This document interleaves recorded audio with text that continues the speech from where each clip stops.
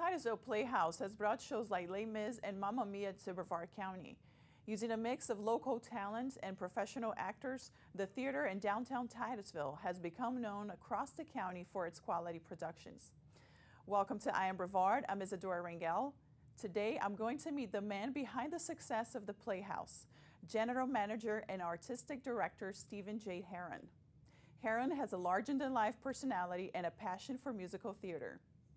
We talked about how he got into theater growing up on a farm in Alabama, how he put together Les Mis, and what shows he still wants to bring to Titusville. Steven, thank you for being on the show. Thanks for having me. I appreciate it. So before we move on, I want to talk to you about how you put your shows together and how you find your local talent. But first, let's start with this season. What shows are we going to see throughout the season? Well, we have running currently Hedwig and the Angry Inch, and it closes this Sunday. So come out and get tickets, and it's a great show. Then for Christmas time, we've got an incredible show, It's a Wonderful Life, the musical. It's a new musical that has not been seen here in Brevard County. And then in January, we have La Cage aux Folles. Then following that, Man of La Mancha, a dancing classic, Thoroughly Modern Millie, and then wrapping up our 54th season at the Titusville Playhouse, we have a little show called Rent, which is amazing. So tell us about the Hedwig. What is it about? And Hedwig is an interesting show. It's only a two-person show. It is a musical. It originally played off-Broadway in the late 90s, early 2000s, and it is about a guy that grew up in East Berlin and is now a rock star. Well, he cultivated a rock star in the United States, and it's an interesting show.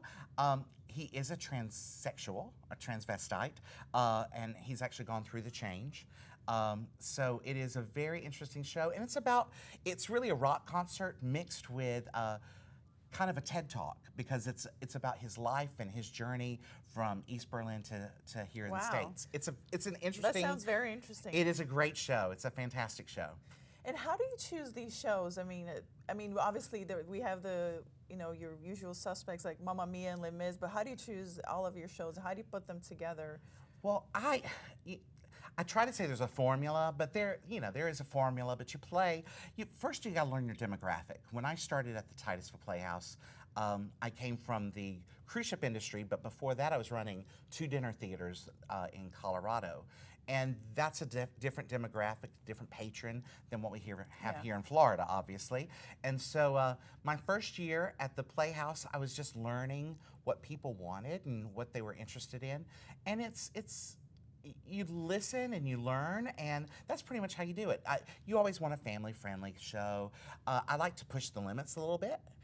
See, so this show that you're currently showing pushes the limit a little bit, right? Pushes the limits, and it also, as a community theater, I think it's our obligation to, I don't want to say educate our community, but to keep all aspects of our community engaged. So it does bring a different voice and a different light of, oh my gosh, those people exist in the world. Yeah. Even though, and people ask me, they're like, well, like this was our 5th year of doing Rocky Horror, which just closed. People 5 years ago said, why are you bringing Rocky Horror to Titusville? But it has been 5 years now. Why would anyone question that? Just because it is. It's more of a risque. It is a risque show. It's an out there show. It's a crazy show, but it also debuted in the 70s, and I don't find that risque at all. People in the 70s are in their 60s now, so I mean, it's our demographic, and it's fun to do Rodgers and Hammersteins and classics, but it's also fun to do something that makes people think and go, wow, I had never thought about that. We completed our season last year with Fun Home, which is an autobiographical. No, that's incorrect. Autobiographical. Yes. Thank you so much. I knew it was somewhere around there. And I'm a journalist. Musical of Alison Becknell's life, growing up as a lesbian, and there were some of our patrons that was not their cup of tea. There were some of the patrons that didn't even know that her journey happened, and that came up to me and said, thank you for letting me know. So it is our job. We just can't do Mamma Mia's and Les Mis all the time. It feeds our soul, you know, Yeah, absolutely. artistically. And that's the purpose of theater, is to instigate and make people think. But the one interesting thing is that you mix equity actors, which are union actors, with local people. And I want to know, how do you find these local talents? Because I haven't been to the Titusville Playhouse a few times. I'm like, oh my gosh, these people are amazing. I'm very fortunate. I mean, I'm very, very fortunate. We have auditions, just like every theater around here. And the thing that we have consciously done is that if we do not have a person that is right for that part, then we go out and find that person. But we've done very little of that in the past few years because we're getting a lot of influx of actors from the Orlando area. And so we do offer equity contracts if needed. But the last 2 shows, my Newsies and Hair, I had no equity contracts because I just had incredible local talent that came out and auditioned.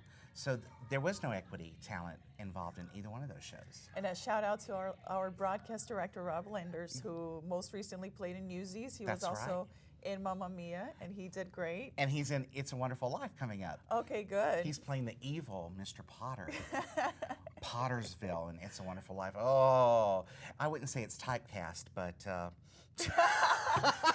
Well, he is the one who's going to be... might be editing the show. So he might edit that part out. He might cut that out. So, but are these people, do they have a background in musical theater, or these are just people who decide one day that I want to be on stage? You know, a lot of our Orlando talent that comes over, they're professionals. They do this on a day-to-day basis. Their background is entertainment. Their background is doing entertainment for a job. A lot of the locals, and it's interesting, we mix the two, and it makes a beautiful mix because the locals see the professional or equity talent, and the whole standard just rises up. But the locals, it's a mixture of people who have a normal 40, 50-hour-a-week job like everybody else, and then they come into rehearsals at night, which I'm like, I can't believe they do it. It's crazy. And they're crazy talented, too. It's just that they've chosen another path. But, you know, they have a desire and want to be on stage and want to perform.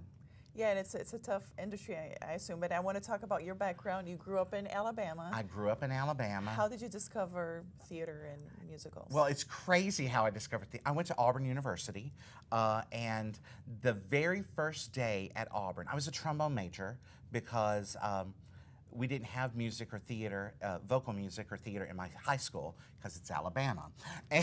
And so I didn't think you could make a living doing any of that. But we had a marching band and a concert band because we had a football team.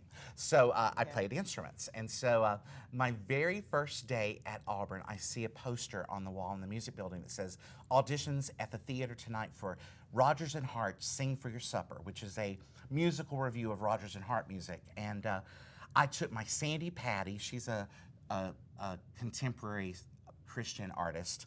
I took my Sandy Patty company tape over to the theater of How Great Thou Art, and I sang that, and I got cast in my very first show. And then I was like hooked from then on out. Wow. Hooked. It's crazy. I stayed a trombone or instrumental major for a complete year, but then I switched over to vocal emphasis for my last couple of years.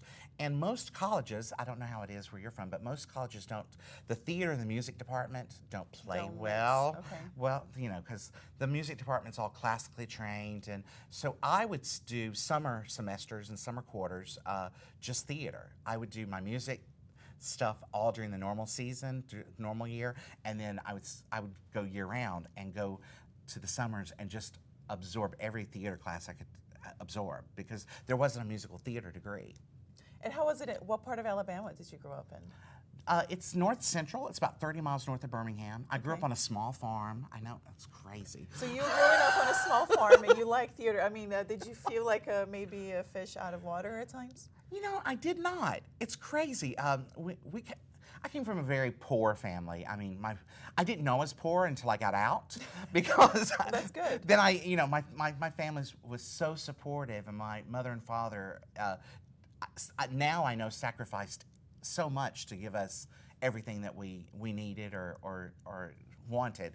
But it was just, we had a rich family in town, and they had gone to New York, and they had seen Annie in the 70s, and they came back with the record. And I remember singing Maybe and Tomorrow at the top of my lungs. My mother came, that's the first time she realized that I could actually sing. I was singing Maybe Far Away with the album, and she comes in my bedroom, she goes, "Turn that was you?" And I was like, "Yes, what?" And she was like, "No, I didn't know you could sing." And so yes, I guess I was a fish out of water, but I never realized I was a fish out of water.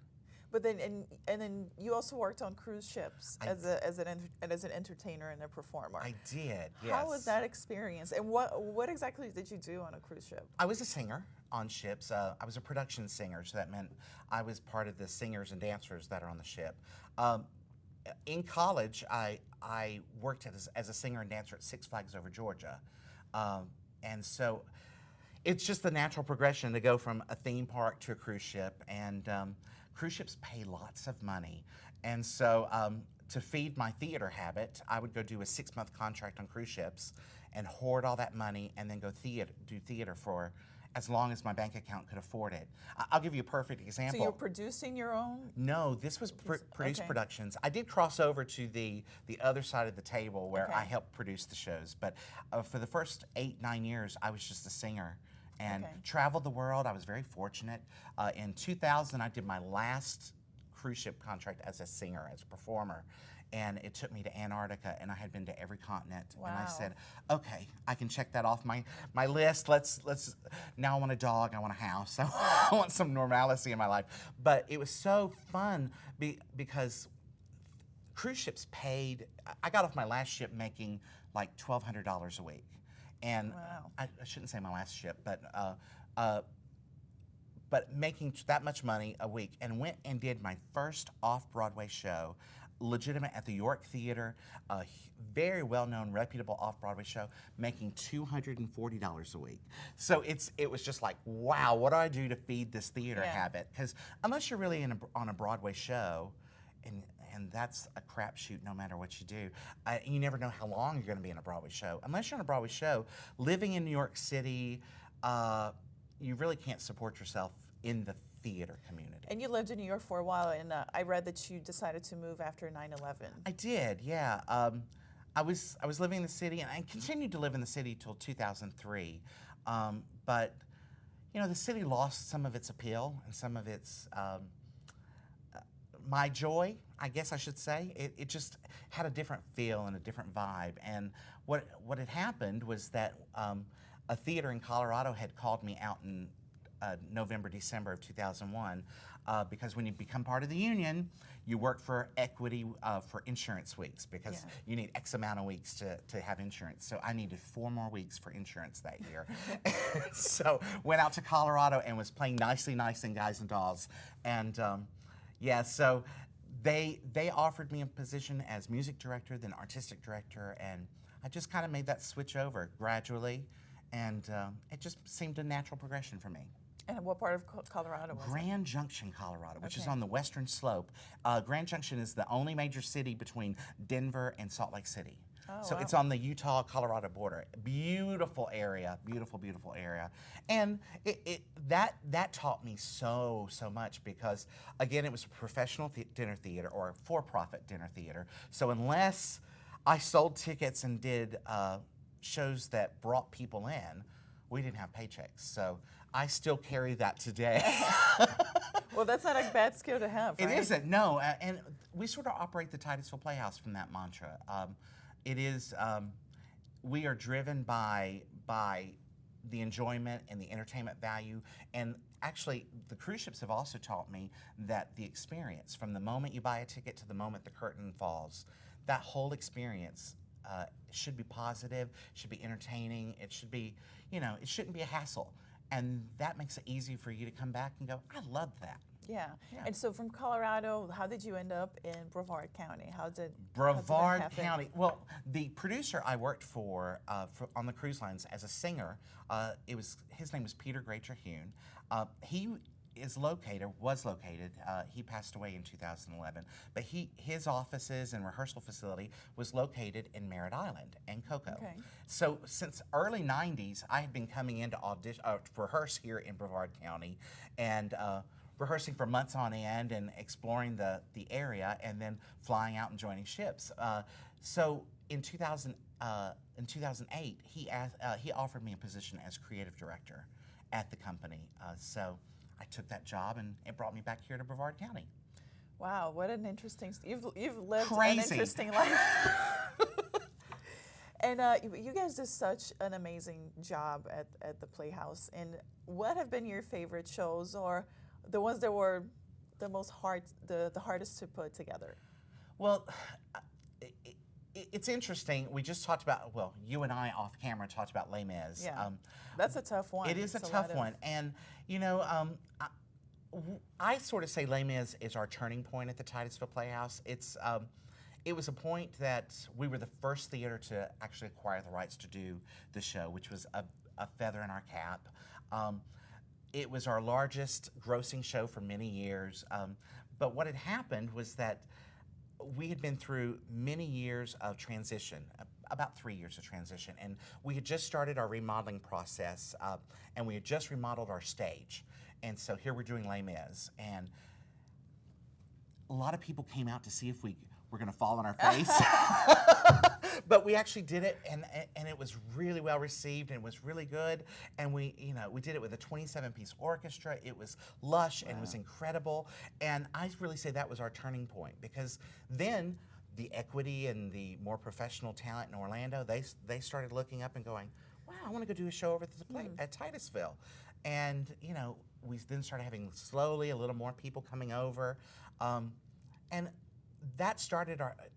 It's not the start of our growth, but that really put a big kick in our growth. And I want to talk about Les Mis. Why is Les Mis so special that everybody loves it? I mean, you have the technical and knowledge of it. What makes it such a great show? It is a great story, and it's the music. Oh my gosh, it's the music. Is it not the music that just drives you? I mean, it is just spectacular. I mean, there's nothing. Well, I'm also a child of the 70s and grew up in the 80s. So, once I grew from Annie in the 70s to the late 80s, the first show I saw on Broadway was Les Mis. So that's a special place in my heart. That's Les Mis. It's the first show I stepped off. It is the musical. It is the musical. That and Phantom. I mean, they were Maybe all. Hamilton will. Hamilton's amazing too. I haven't seen it. I was fortunate enough to see the original cast of Hamilton. I pulled a favor and got a house seat. Wow. I was 8th row center. Did you pay for it, or was it free? Yeah. I think it's like thousands of dollars. They are. House seats, the way house seats work, I have a friend that was a general manager on the show. And so you call up a friend of a friend of a friend, and a house seat you still have to pay for, but they're just seats put aside that are nice.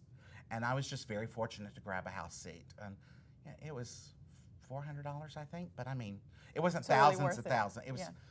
I didn't know if it was going to be worth it, but it was totally worth it. I didn't know anything about the show. I didn't know the hype. I did know the hype, but I had not listened to the soundtrack. But I went in there skeptical, and it is life-changing, that show. Wow. It is amazing. So maybe when you can acquire the rights, maybe you bring it to Titusville. Yes, we will. If that ever happens. We will, if I'm still alive. Who knows? I mean, Wicked, you can't even get Wicked still, and it's an amazing show, and it's still going strong on Broadway. But there are shows that you can't get the rights to. But you did Mamma Mia in January. Of this right. year, which is another popular show. And then is it just because of ABBA? I mean, it's just. Their songs are so great because... And they feel good, don't they? I know it. I mean, I was born in the 80s, so obviously way after their peak. But it's just listening to them, it's just the kind of music that I feel transcends. And I think seems that that's what makes it for a good musical. Exactly. And you just sit there and you bebop, and it's just a fun day, a fun night, because... we talk about theater making you think. That's theater just to have fun. Yeah, doesn't make it. And there should be a mix of the two, don't you think? Yeah, absolutely. Right.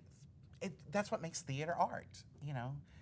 Everybody doesn't like steak, so you need to put a little bit of everything in there. So I wanted one question I'm curious to hear your opinion about is a lot of musicals have actors who are not singers, Right. like Meryl Streep is a good example in Mamma Mia. What are your thoughts about that? Especially someone who has made a living in theater. What are your thoughts about how they do musicals in film? I'm conflicted, and to be honest with you, I don't usually watch most of the musicals. But I've never seen the Les Mis movie. I've seen clips Russell of Crowe it. was not. I've It's like seen they the could have clip. chosen someone better Yes, for that. Hugh Jackman is a natural. I mean, Yeah, he he's got to good. start on the West End. I mean, he is a theater performer, and you just have no. I had no doubt that he was going to be incredible in that role. But you know, I try not to. There are some musicals that are better on movie. I think Chicago's a much better movie than it is live, because some of the shots from the 1920s to real life, and those are beautiful. I think Grease is a better musical on movie than live. Not that it's not fun live, but it's just, you know, we all grew up with the movie first, and so True, I think that's part of it. it too. is part of it. You sit there and like, but sometimes the movies do a great job translating the show into a movie version. Sometimes they don't. Yeah. Sometimes and we there's have a lot hit- of auto-tune. it seems. Yes. I mean, I love Meryl Streep, but I have such a hard time watching her in Mamma Mia because she's not a good singer.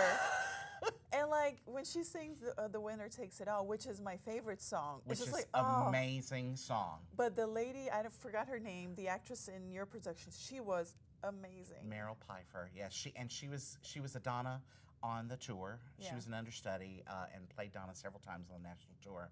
And she was incredible. She actually sang that. That was her audition. That she was a video submission for me because I didn't really have a perfect Donna when we auditioned for the show, and I put a national casting out, and she was a submission, and I heard her sing that, and it was a grainy, horrible iPhone video that she sent me from the tour Yeah. of her singing that song, and it was like, okay, that's who I want. Let's see if we can she get was her. great. Yeah, so what did you think of Cher in Mamma Mia 2? I haven't seen it yet. How is she? I didn't like her. I thought Cher, it's just like, she's a gifted singer, obviously. Oh, well, she's an icon. But it's Cher. she can move her face. Sorry, Cher, if you ever watch this. But I just thought it was, wow. I thought the girl who plays Sophie is very good in the movie. I always forget her name. Amanda, yeah. But Cher was, I don't know. I have to be You honest. gotta watch it. I've not seen Mamma Mia or Mamma Mia 2 because it's just, I don't go and watch those movies. I don't know why. And I have them. I own Mamma Mia. It's in my DVD. You just haven't seen it. No, and partly because I don't want the movie to influence me when I direct a show. And so I just haven't, you know. Yeah, that's clever. I never watched it. So one question I have about what goes on in the production is how much of the production is your personal touch and how much is it just how the show is done everywhere you watch it? How do you balance that? It's a mixture. It's always a mixture. I try to find one or two things that I know I want my stamp to be on. There are issues. I mean, there are iconic moments that you can't change. Like let's do Les Mis again. The end of Les Mis with the red flag and One Day More. You have to have the red flag. Yeah. You know, and actually, when we produced it, it was against the licensing to use the turntable. So I got to bring my creativity to the table, figuring out how to translate the show without using a turntable. So there are all those. You can put your stamp on it. But there are things that you're just not allowed to change to preserve the show as it is. Yeah, I mean, you get a guideline of the show, and you know they don't say you must. They say you must not change words and music and things like that, but they don't say any way that you can reinvent it as in the way you look at it. They don't allow you to reinvent gender swaps though. You have to request that. So like if I wanted to make Ursula in Little Mermaid a man, you're really supposed to ask Disney if that's okay. And see if that, like in Newsies that we did earlier this year, I worked with Disney Theatrical about 2 years ago about putting women as Newsies, and we researched, they were researched, that there were female Newsies of the time period, and then they signed off on some line changes that we did. We made Spot Conley, who is the feared newsie from the other borough, we made him a female because it was just amazing that they talk about being scared of Spot, being scared of Spot, being scared of and then when we unveil Spot, it's a woman. It's a girl in a skirt. Yeah. And it just, I mean, I thought that was a great moment. I got chills every time the curtain lifted and saw her standing there in her long skirt, and it's the power for the woman. It was amazing. It was a great moment for me. Yeah. But I had to ask if I could do that. Wow, that's so interesting. I'd love to hear what happens behind the scenes. So we have roughly a minute left, okay. But I want to talk about what is the future of the Titusville Playhouse and shows that perhaps you might want to still bring here. Well, we want to do Phantom of the Opera just as soon as we can ever do it. It is locked up for the next couple of years. I go to New York at least once a year and talk to people. I've got friends that are in the industry and try to work as much magic as I can do to bring new and exciting theater here to Brevard County. Awesome. Steven, thank you so much. I had a great time talking to you. Thank you so much. I appreciate it. Thank you. Thanks for having me. That's it for Eye on Brevard today. You can rewatch all of our shows on Florida Today's YouTube channel. See you next week when I'll talk to radio host Bill Mick about the results of the midterm elections.